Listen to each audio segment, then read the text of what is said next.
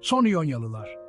Bu bölümde kolofonlu bir ozan olarak bilinen Xenophanes'in Arke nedir sorusuna verdiği cevabı ve kendine özgü üslubuyla yarattığı eleştirel felsefe öğretisini inceleyeceğiz.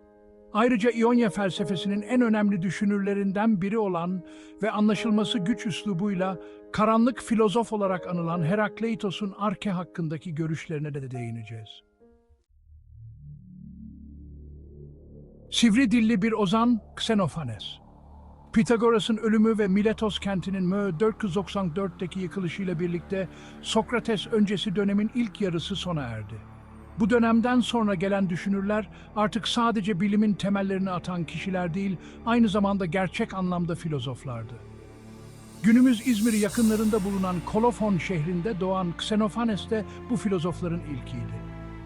Üstelik o sadece bir filozof olmakla kalmamış, aynı zamanda toplumsal ve siyasi konularda acımasız eleştiriler yapan bir şair ve ilahiyatçı olmuştur. Bazılarına göre Xenophanes'in hiçbir hocası olmamıştı. Bazılarına göre ise Atinalı Boton veya Arkelaos'tan ders almıştı. Pitagoras gibi Doğu ve Batı kültürleri arasında köprü görevi gören Xenophanes, 20'li yaşlarında doğduğu şehirden sürgün edildi ve 67 yıl boyunca gezgin bir ozan olarak Yunanistan'ın çeşitli şehirlerini dolaşarak hem kendi şiirlerini hem de başkalarının şiirlerini okudu.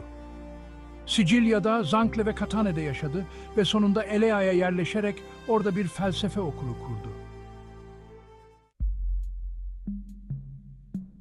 Miletos okulu gibi, Xenophanes de kendi evren anlayışını ortaya koymuş ve temel elementin ne su ne de hava olduğunu savunmuştur. Ona göre her şey topraktan doğduğu ve yine toprakta son bulacağı için temel element topraktır. Xenophanes'in fosillerle ilgili yaptığı gözlem de bilim tarihinde önemli bir yere sahiptir. Denizden uzaklarda, dağlarda deniz kabuklarına rastlanmış. Siraküza'nın taş ocaklarında balık ve fok balığının izlerine, Malta'da ise her tür deniz canlısının yassı şekillerine rastlanmıştır. Bütün bunlar, yıllar önce her şeyin çamurla kaplı olduğu bir dönemde olmuş ve bu izler çamurun içinde kuruyup kalmıştır.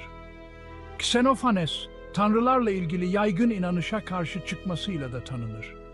Tanrıların insan biçiminde düşünülmesini ve insanların yaptığı hataların tanrılara mal edilmesini sert bir şekilde eleştirmiştir. Bu nedenle Homeros ve Hesiodos'un destanlarında yer alan insan biçimli çok tanrılı anlayışına ve bu geleneğin zaman zaman tanrıları ahlaksız bir şekilde göstermesine karşı çıkmıştır. Şöyle demiştir: "Eğer öküzlerin, atların ve aslanların elleri olsaydı ve insanlar gibi resim yapıp eserler üretebilselerdi, atlar tanrıları at, öküzler de öküz biçiminde çizerlerdi ve bedenlerini de kendi bedenlerine benzetirlerdi. Habeşliler tanrılarının basık burunlu ve kara olduğunu, Trakyalılar ise tanrılarının sarı tenli ve kızıl saçlı olduğunu söyler." Xenophanes daha da ileri giderek tek bir tanrı olduğunu iddia etmiştir. Böylece tek tanrı fikrini savunanların başında gelmiştir. Xenophanes'e göre tanrı evrenin tek yöneticisidir ve sonsuzdur. Özü küre biçimindedir. Göz, kulak, akıl, düşüncedir ve sonsuzdur. Bütün varlıkların en güçlüsüdür. Dolayısıyla ondan daha güçlü ya da ondan daha zayıf hiçbir şey yoktur.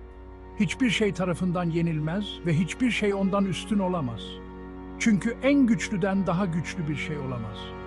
Tanrı'nın evrende sabit bir noktada durarak dünyayı düşüncesiyle hareket ettirdiği görüşü ise daha sonra Aristoteles'in bu konudaki düşüncelerine temel oluşturacak önemli bir görüştür. Kolofonlu Xenophanes'in günümüze ulaşan birkaç parçasından bile düşüncelerinin ve kişiliğinin zamanında etkili bir düşünür olmasını sağladığı anlaşılmaktadır.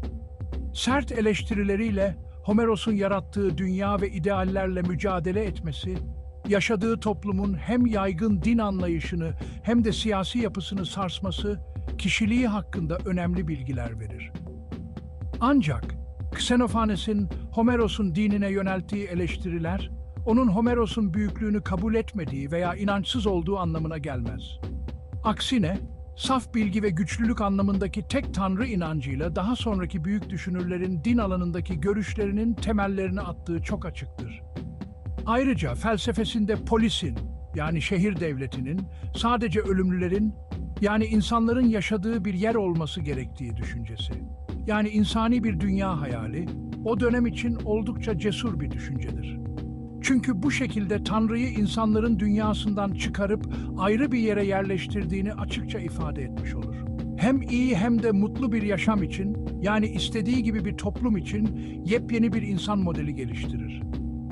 Bu model hem ahlaki hem de kişisel olarak mükemmelliğe ulaşmış bir insan modelidir.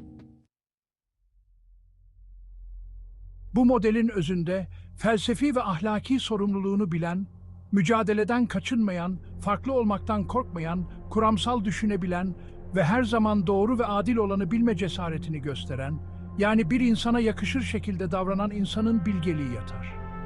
Bu bilgelik, insan olmanın anlamını ve sınırlarını bildiği gibi, insanın Tanrı olmadığını ve yalnız yaşayamayacağını da bilir. İnsan gerçeği tam olarak kavrayamaz. Ancak önemli olan gerçeğe yaklaşmak için gerekli bilgiye ulaşmaktır. İnsanın gerçek için verdiği mücadele, bilmek için verdiği mücadeledir. Bu mücadele aynı zamanda evrenin tamamen açıklanamayacağının da farkına varma mücadelesidir. Belli başlı şeyler, anlamlar ve açıklamalar hep ucu açık kalacaktır ki her zaman daha ileriye gidebilelim ve ilerleyebilelim. Bu bilgelik anlayışı aslında insan erdeminin, yani aretenin gerçek özüdür ve ideal şehir devletinin olması gereken yapısıdır. Çünkü bu bilgelik insanlara bir arada yaşama sorumluluğunu aşılayacaktır. Bu nedenle bu bilgelik şehir devletinin güvencesi ve gerçek özüdür.